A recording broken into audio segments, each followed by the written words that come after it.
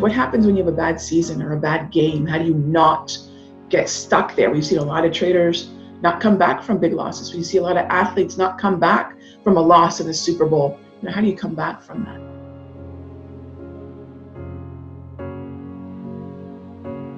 I've got a guy that trades for me at the moment, and I just had a conversation with him this morning.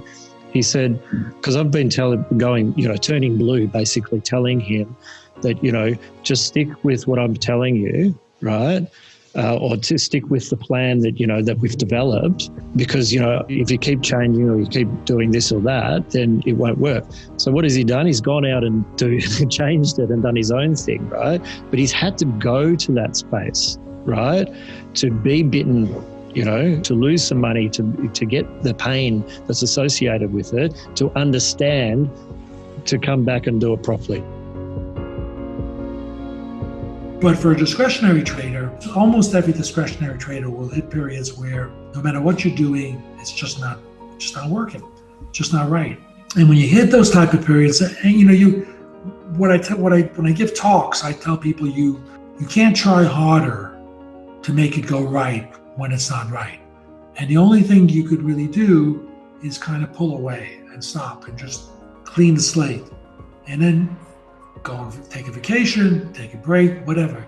And when you come back with a clean slate and you begin following markets, and then you begin trading when you feel conviction on trades, and you begin small. And once you're profitable, you can build it up again. But that's a way to get out of this vicious cycle of where you're losing and losing begets losing, because once you make some wrong decisions, you'll start second guessing yourself, making other wrong decisions. And you have to break that cycle. And so that's what the best thing you can really do is to just get away with it and come back clean slate. Start again conservatively.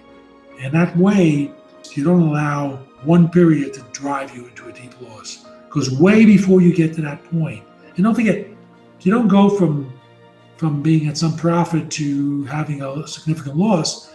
You actually have to start giving up assuming you're at least ahead at some point, you have to start giving back your profits. So that point of stopping trading or scaling down can well occur while you're still up for the year. It could just happen while you're in a drawdown. So it's important to know that if things are not going well and you just seem to be out of sync with the market, break that cycle by either, like I say, stopping trading altogether and coming back when you're ready, or scaling down to the point where it's not impacting your trading much. If you can figure out ways to actually reduce the ways that you're gonna lose, the winners will start taking care of themselves. And I think that's so important. That's the key to the kingdom right there.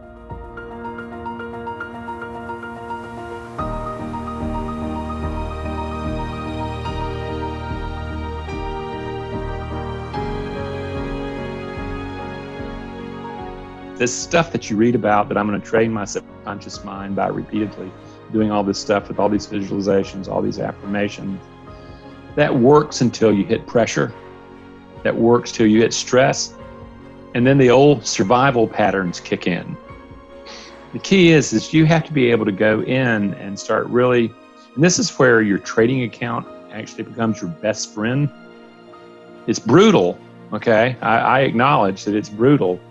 But what it's doing, your trading account is revealing the effectiveness of the beliefs that you have about managing uncertainty that you are projecting onto the markets. And you're seeing it in your trading account over time. And the hardest thing in the world is to get the trader to look at the trading account as a truth meter and to start saying, well, what are the beliefs? You don't see it, but it's simply a knowing of how you interact with the market. And when it triggers, if thinking is in the way, the thinking is just simply pushed away. Unless you know what to look for. And most people don't really use their trading account as a detective. And they don't look at these four principles, the adequacy, the mattering, the worth, and the power. powerlessness. They don't look at that as every human being goes through that. That's what the limbic system is organizing you around. It's those 4 principles. And it's those guys who grasp that and start changing literally the brain of what they learned as they engage uncertainty in the here and now. Those are the guys who become consistently profitable.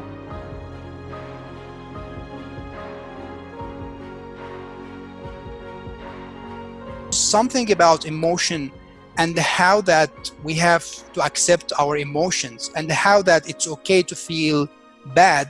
And the problem is not your emotions itself. The problem is how you are going to react to it. And that happened to me. I said, so are you telling me that it's okay to feel bad at certain times? And that's okay, because I thought I'm the only one having this problem. And at that time, I started to search like a lot about this subject, and then I realized that there's something called emotional intelligence, which I lacked it my entire life. I didn't understand it at all. It was like a new language for me. And then I started to realize, okay, like now everything started to make sense for me. When I was trading and I was under pressure and I was juggling many things and I wasn't understanding my emotions, I wasn't listening this information that I have about myself. So emotions, basically what I realized later, that emotion is some sort of information about ourselves.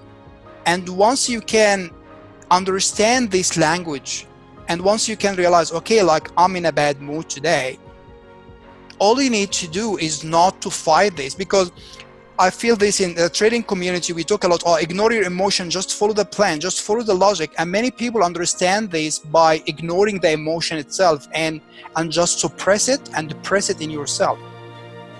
When you suppress a feeling within yourself, what exactly happens? This feeling start to grow and getting bigger, and then start to control your life from there.